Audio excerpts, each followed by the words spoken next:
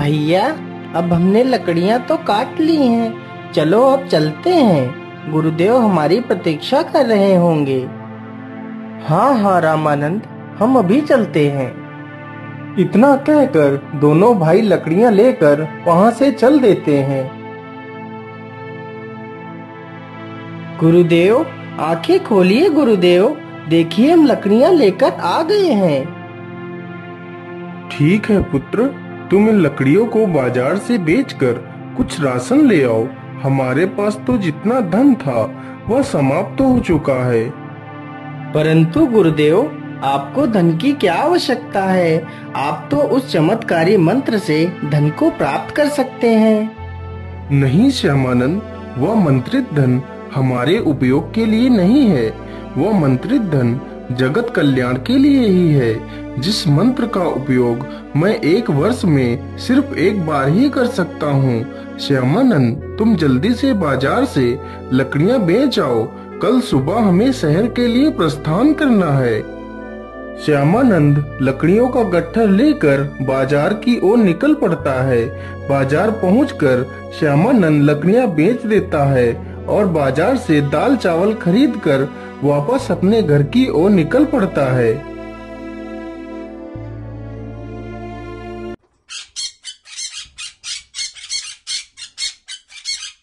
अरे, ये किसकी आवाज है? मुझे लगता है या तो एक पक्षी की आवाज है जो किसी मुसीबत में लगता है। अरे, या तो एक तोता है। मुझे इसकी जान बचा लेनी चाहिए, नहीं तो यह बाज उसे मार डालेगा। श्यामानंद तुरंत ही एक डंडा उठाता है और बाज को फेंक कर मारता है, तो बाज तुरंत ही तोते को छोड़कर वहां से उड़ जाता है। अरे राम राम राम, यह तोता तो पूरी तरह घायल हो चुका है। मुझे इसके घावों पर जड़ी बूटी लगा देनी चाहिए।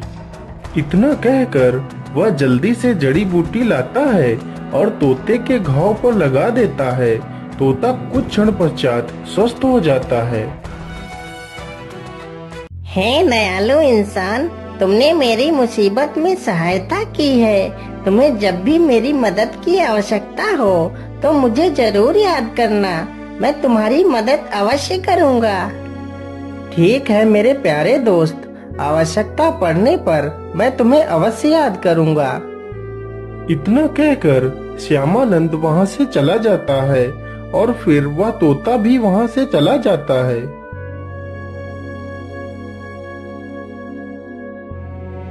सुबह होते ही वह दोनों शिष्य तथा वह साधु तीनों शहर की ओर निकल पड़ते हैं। चलते चलते वह तीनों एक जंगल से गुजरते हैं।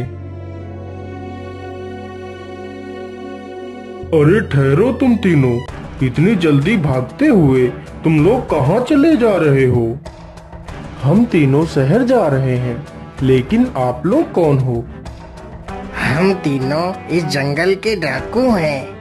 डाकू? लेकिन डाकू जी, आपने हमारा रास्ता क्यों रोका है? हमें जाने दीजिए। हाँ हाँ, जरूर चले जाओ, लेकिन उससे पहले तुम्हारे पास जितना भी धन है वो हमें दे दो, फिर आराम से चले जाना। लेकिन डाकू जी, हमारे पास तो कुछ भी धन नहीं है। क्या बोला? धन नहीं है? हमें मूर्ख बना रहा है। नहीं नहीं डाकू जी, हमारे पास कोई धन नहीं है, मैं सच कह रहा हूँ। अरे लाखन, मुझे लगता है इनके पास कोई धन नहीं है।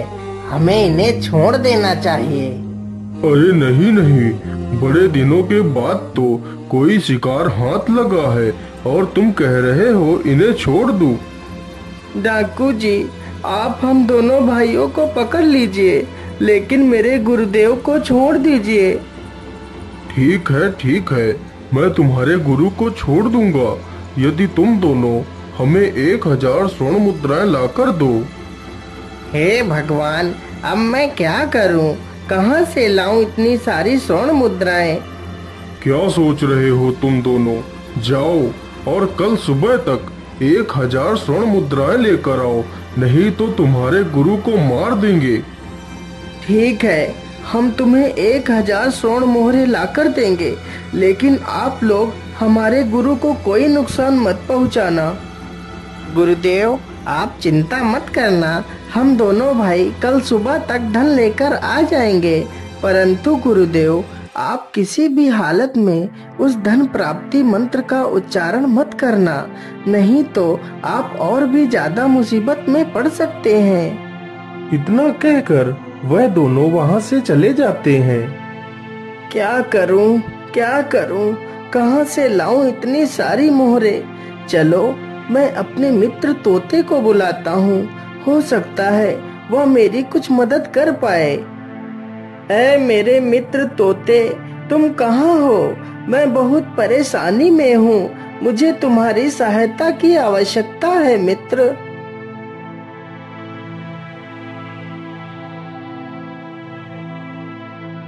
अरे, यह आवाज तो मेरे मित्र की है, चलो चलकर देखता हूँ।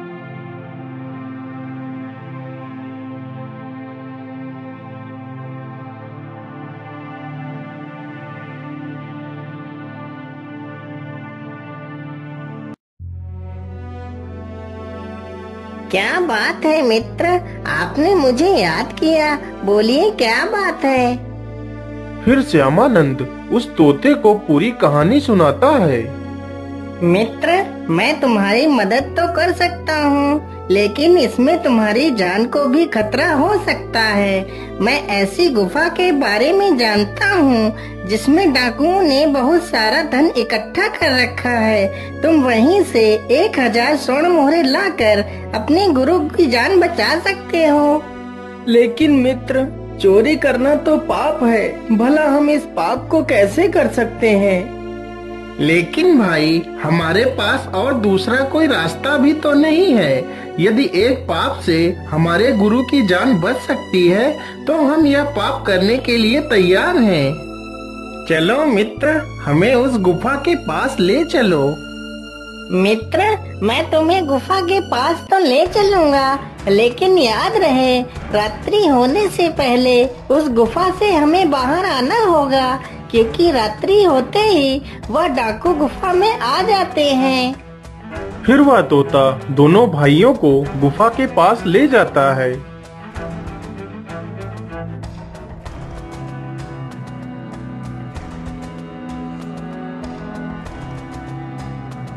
मित्र, यही वह गुफा है जिसमें खजाना छिपा है। फिर वह तीनों गुफा में घुस जाते हैं और खजाना ढूंढने लगते हैं।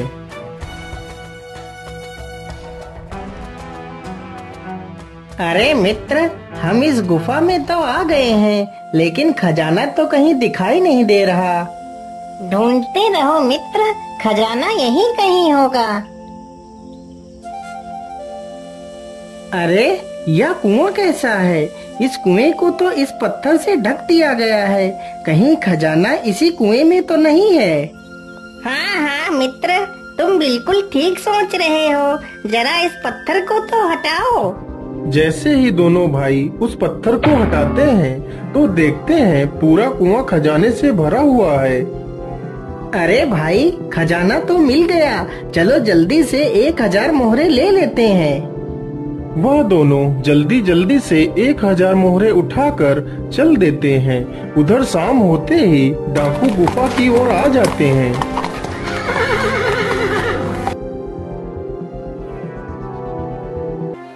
अरे भाई, यह आवाज तो किसी के अंदर आने की लग रही है। हाँ मित्र, मुझे लगता है वह डाकू आ गए हैं, चलो जल्दी से छिप जाते हैं। फिर वह तीनों एक चट्टान के पीछे छिप जाते हैं। उधर वह डाकू उस साधु को पेड़ से बांध देते हैं और उन दोनों भाइयों की प्रतीक्षा करने लगते हैं। इसी प्रकार वह साधु तथा वह दोनों भाई बड़ी ही कड़ी मुसीबत में फंस जाते हैं। इसी प्रकार डाकुओं को प्रतीक्षा करते करते सुबह से दोपहर हो जाती है, लेकिन दोनों भाई वापस नहीं आते। अरे ओ साधु, तेरे शिष्य तो अभी भी नहीं आए हैं, कहीं वह मुझे मूर्ख बनाकर तो नहीं चले गए? यदि ऐसा हुआ तो तेरी जान मैं अवश्य ले लूंगा। नहीं नहीं डाकू भाई, आप मुझे मत मारिए, आप मुझे छोड़ दीजिए। हाँ हाँ, हम तुझे छोड़ देंगे यदि तू हमें ढेर सारा धन दे। ठीक है, मैं तुम्हें खजाना दे सकता हूँ, लेकिन तुम्हें खजाना मिलने के बाद क्या तुम मुझे छोड़ दोगे? हाँ हाँ साधु, मैं तुझे छोड़ दूंगा, पहले तू मुझे खजाना दे दे। फिर साधु उसी धन प्राप्ति मंत्र का उच्चारण करने लगता है। तभी आसमान से हीरे जवाहरात सोने की मोहरें गिरने लगती हैं। यह देखकर सारे डाकू खुशी से झूम उठते हैं और सारा धन इकट्ठा करने लगते हैं। अरे मित्र, मुझे लगता है सुबह हो गई है। तुम जल्दी से जाओ और देख कर आओ क्या वह डाकू गुफा से बाहर चले गए।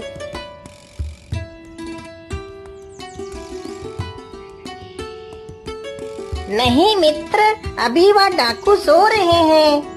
हे भगवान, सुबह हो गई है। यदि हम दोनों समय पर नहीं पहुँचे तो वह डाकू गुरुदेव को मार डालेंगे। हे साधु, तुमने मेरे कहे अनुसार मुझे इतना सारा धन दिया है, इसलिए मैं तुम्हें आजाद करता हूँ। ठहर जाओ लाखन, ये सारा धन मेरे हवाले कर दो, नहीं तो तुम सब लोग मारे जाओगे। अरे छगन भाई, आप यहाँ? अरे छगन भाई, हम तो डाकू हैं, इसलिए हम तो भाई भाई हुए। हमें मार कर आपको क्या मिलेगा? यह खजाना मुझे तो इस साधु ने अपने मंत्रों की सिद्धि से दिया है। तुम हमें छोड़ दो, इस साधु को पकड़ लो। नहीं नहीं डाकू जी, मैं तुम्हें खजाना नहीं दे सकता। वह मंत्र मैं 1 वर्ष में सिर्फ 1 बार ही उपयोग कर सकता हूँ। इतना सुनते ही डाकू गुस्से में आकर साधु को चाकू से मार देता है और सारे डाकू आपस में ही लड़ने लगते हैं और एक दूसरे को मार देते हैं। बस 2 ही डाकू बचते हैं। अरे शेर सिंह, अब हम 2 ही बचे हैं। अब हम ऐसा करते हैं, यह सारा धन आपस में आधा आधा बांट लेते हैं। हाँ सरदार, यही ठीक रहेगा। चलो जल्दी से यह सारा धन 2 हिस्सों में बांट लेते हैं। हाँ हाँ शेर सिंह, लेकिन उससे पहले कुछ खा पी लेते हैं, फिर आराम से धन के 2 हिस्से कर लेंगे। शेर सिंह, तुम बाजार जाओ और कुछ खाने के लिए ले आओ, तब तक मैं खजाने की देखरेख करता हूँ। ठीक है सरदार, मैं अभी खाना लेकर आता हूँ। मेरा नाम लाखन है बेटा, मैं ऐसे ही नहीं तुम्हारा सरदार बना। यह खजाना सिर्फ मेरा है। मेरा नाम भी शेर सिंह है। मैं तुझे ऐसे नहीं छोड़ूंगा। वह सारा खजाना सिर्फ मेरा है।